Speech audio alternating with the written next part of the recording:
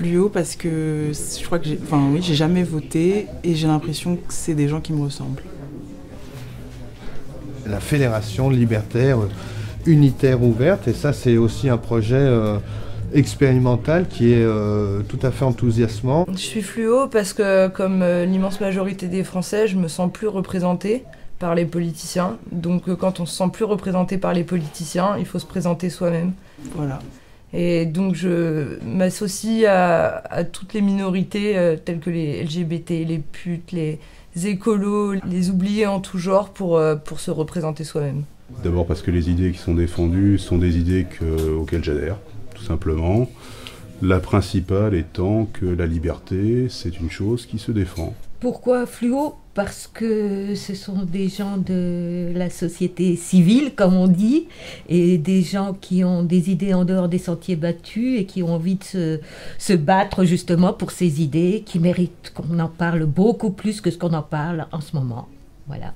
C'est un parti qui me semble beaucoup plus libre que tout ce qui peut exister aujourd'hui. Il y a plusieurs types de liberté, bien sûr. Il y a la liberté de disposer de soi-même, la liberté en ce qui concerne les logiciels, le logiciel libre, la liberté tout simplement d'avoir des opinions.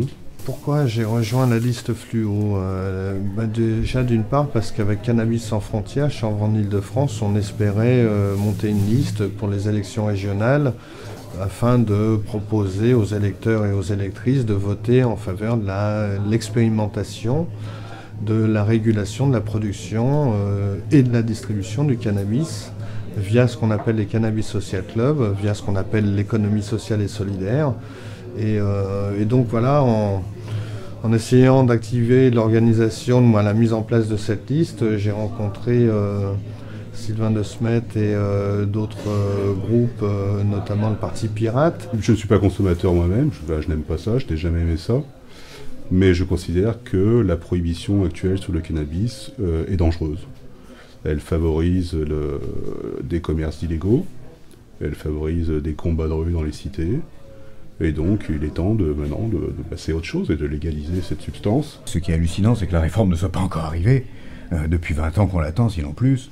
Et qu'elle s'impose, et que c'est une évidence, pendant qu'elle est déjà arrivée dans nombre de pays, comme on sait, et que c'est déjà un succès, et que donc c'est indiscutable, que c'est une punition absolument abusive. Et puis en même temps, c'est l'occasion de rencontrer des gens de différents mouvements, plutôt en marge, et j'aime bien l'idée du côté fédérateur.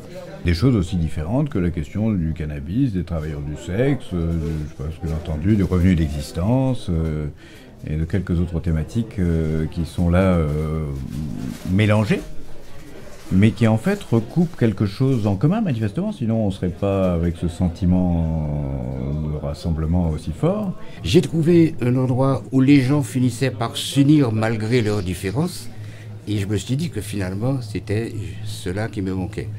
J'ai cherché fluo donc, pendant des années, depuis 1995, j'ai cherché fluo, et juste quand j'allais partir, je l'ai enfin trouvé.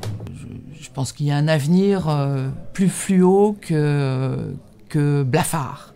Et dans le cadre de ces élections régionales du 6 décembre, eh bien, j'espère qu'on va réussir à attirer un maximum de personnes dans les bureaux de vote pour déposer ce bulletin de vote fluo. Il sera noir et blanc, mais le nom, j'espère qu'il sera utilisé abondamment pour faire entendre ces idées.